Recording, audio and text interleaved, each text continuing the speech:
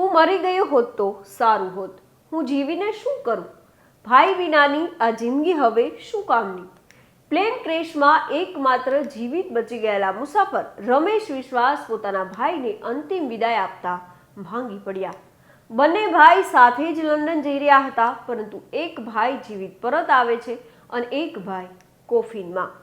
નાનો ભાઈ અજય લંડન જવા માટે પણ તૈયાર નહોતો, પરંતુ તેના ભાઈએ સાથે આવવાનું કહેતા તે લંડન આવવા માટે રાજી થયો હતો.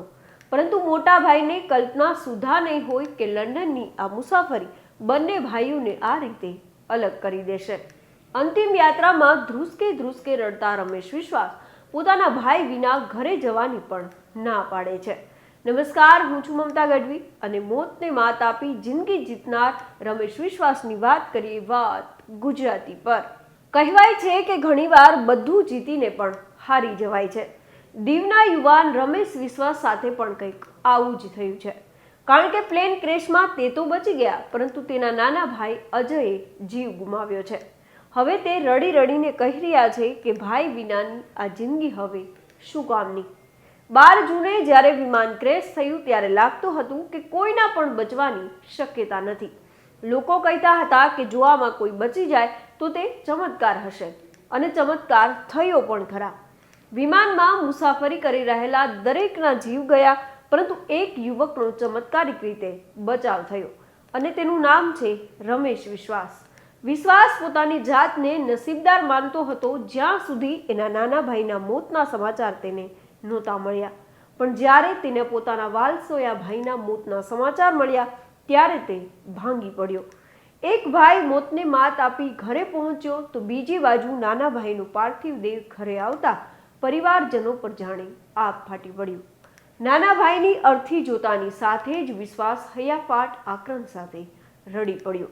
તેના આંસુ લૂછનારા ઘણા હતા, પણ હવે એની પડખે ઊભો રહેનાર ભાઈ હવે આ દુનિયામાં નથી રહ્યું. નાના ભાઈની અર્થીને કાંધ આપતા રમેશ વિશ્વાસ ધ્રુસકે ને ધ્રુસકે રડી પડ્યા અને કલ્પાંત સાથે કહેતા રહ્યા કે મને કેમ જીવાડ્યું? મને પણ ભગવાને મારી નાખ્યો હોત તો સારું હતું. મારા ભાઈ વિનાની આ જિંદગી હવે શું કામની? તે પોતાના ભાઈ વિના ઘરે પણ જવા માટે તૈયાર નહોતા. સ્વજનોએ વિશ્વાસને મનાવવાની ઘણી કોશિશ કરી, પણ વિશ્વાસ એક જ વાતનું રટણ કરી રહ્યા હતા કે હવે આ જિંદગી શું કામની?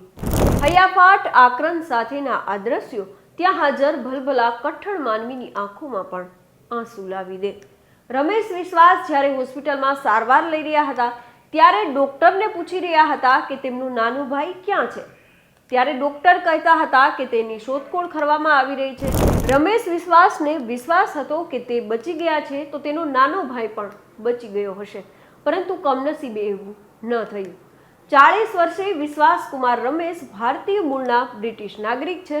તે ભારતમાં પોતાના પરિવારજનોને મળવા આવ્યા હતા. આ યાત્રામાં તેના ભાઈ અજય કુમાર પણ સાથે હતા. બંને ભાઈ એર ઇન્ડિયાની ફ્લાઇટમાં સાથે સવાર હતા. વિશ્વાસની સીટ 11A હતી, પરંતુ તેનો ભાઈ બીજી લાઇનમાં બેઠો હતો. દુર્ઘટના બાદ વિશ્વાસનો જીવ બચી ગયો, પરંતુ તેના નાના ભાઈનું મોત થયું છે.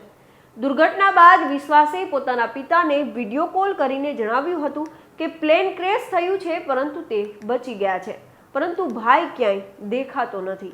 બાદમાં ગુજરાત પોલીસ તરફથી જાણકારી આપવામાં આવી હતી કે એક વ્યક્તિને છોડીને બધા યાત્રિકોના જીવ આ દુર્ઘટનામાં ગયા છે. માહિતી મુજબ વિમાનની ડાબી બાજુના ઇમરજન્સી દરવાજાની બાજુમાં 11A સીટમાં વિશ્વાસ કુમાર બેઠા હતા. મોતના મંજરને પોતાની નજરે નિહાળનાર વિશ્વાસ કુમારે કહ્યું હતું કે વિમાન ટેકઓફ થયાની સાથે જ એવું લાગ્યું કે વિમાન બંધ થઈ ગયું છે. થોડી વારમાં પ્લેનની અંદર લાઇટ શરૂ થઈ અને બાદમાં સ્પીડ સાથે મેડિકલ કોલેજની હોસ્ટેલ સાથે અથડાઈ જાય છે. હું જ્યાં હતો તે વિમાનનો ભાગ દિવાલમાં નહોતો ઘૂસ્યો. તે દરવાજો તૂટી ગયો અને હું દરવાજા સાથે જ બહાર ફેંકાઈ ગયો. મારો ડાબો હાથ થોડો બળી ગયો. જ્યારે હું બહાર આવ્યો ત્યારે મને એમ્બ્યુલન્સમાં હોસ્પિટલ લઈ જવામાં આવ્યો હતો. બધું મારી નજરની સામે બન્યું.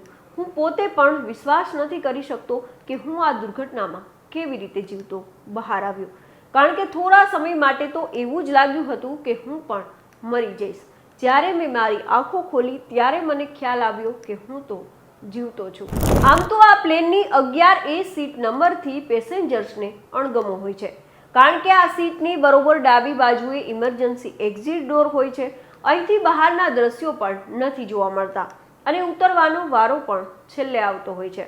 પણ મૂળ દીવના અને બ્રિટિશ નાગરિક વિશ્વાસ માટે આ સીટ તો લકી સાબિત થઈ છે, કારણ કે તેની સીટ આગળથી જ પ્લેન તૂટ્યું હતું. આ ઉપરાંત વિશ્વાસ જે સીટ પર બેઠા હતા ત્યાંથી ફ્યુઅલ ટેન્ક 4 સીટ પાછળ હતો. લગભગ 1.25 લાખ લીટર ફ્યુઅલ સાથે બ્લાસ્ટ થયું, પણ આગની ઝપેટમાં આવે એ પહેલા તે ગેટ સાથે બહાર ફેંકાઈ જાય છે. આ દુર્ઘટનામાં વચ્ચેની 2 બિલ્ડિંગને સૌથી વધુ નુકસાન થવાનું કારણ પણ એ જ છે કે ફ્યુઅલ ટેન્ક ત્યાં જ અહીં બ્લાસ્ટ થયો હતો. વિશ્વાસની સીટનો ભાગ પહેલા અને બીજા ટાવરની વચ્ચે રોકાઈ ગયો. બંને બિલ્ડિંગ વચ્ચે જગ્યા હોવાથી તેઓ તરત જ કમ્પાઉન્ડમાંથી બહાર નીકળી ગયા. કાટમાળથી થોડે જ દૂર ગેટ દેખાયો અને માંડ 50 ડગલા ચાલ્યા ત્યાં એમ્બ્યુલન્સ પણ ઊભી હતી, એટલે તેમને તરત જ સારવાર માટે લઈ જવામાં આવ્યા. એ એટલા માટે છે કે દરેક ફેક્ટર વિશ્વાસની ફેવરમાં હતા. કુદરતને પણ એ જ મંજૂર હતું, કારણ કે હજુ તેમના શ્વાસ લખાયેલા હતા. 171 એર ઇન્ડિયાનું આ પ્લેન અમદાવાદથી લંડન જઈ રહ્યું હતું. 1:38 વાગે વિમાન ટેકઓફ થયું અને 1:40ની આસપાસ ક્રેશ થઈને બીજે મેડિકલની હોસ્ટેલ સાથે અથડાય છે, જેમાં પૂર્વ મુખ્યમંત્રી વિજય રૂપાણી સહિત 230 જેટલા મુસાફરો સવાર હતા, જેમાં 169 ભારતીય, 53 બ્રિટિશ, 7 પોર્ટુગીઝ અને 1 કેનેડિયન નાગરિકનો પણ સમાવેશ થાય છે. બાકીના 12 જેટલા ક્રૂ મેમ્બર હતા. ફ્લાઇટમાં મુસાફરી કરી રહેલા એક વ્યક્તિનો બચાવ થયો છે, જ્યારે બાકીના તમામ મુસાફરનો આ દુર્ઘટનામાં દુઃખદ જીવ ગયો છે. દુર્ઘટનાને લઈને અમદાવાદ એર ટ્રાફિક કંટ્રોલે જણાવ્યું હતું કે બપોરે 1:39 વાગે ટેકઓફ થયા પછી તરત જ ટ્વિન એન્જિનવાળા પહોળા બોડીવાળા વિમાનના પાયલટે મેડે ડિસ્ટ્રેસ કોલ જાહેર કર્યો હતો, જેમાં સંપૂર્ણ ઇમરજન્સીનો સંકેત પણ આપવામાં આવ્યો હતો. હાલમાં ઘટનાની ઔપચારિક તપાસ ચાલી રહી છે. આ દુર્ઘટનામાં અનેક લોકોના જીવ ગયા છે. વાલભેર વિદાય આપેલા સ્વજનોનું આમ ઘડીભરમાં ધુમાડો થઈ જવું દરેક પરિવાર માટે આઘાતજનક છે. તો અત્યારે બસ આટલું જ. ફરી મળીશું વાત ગુજરાતી પર.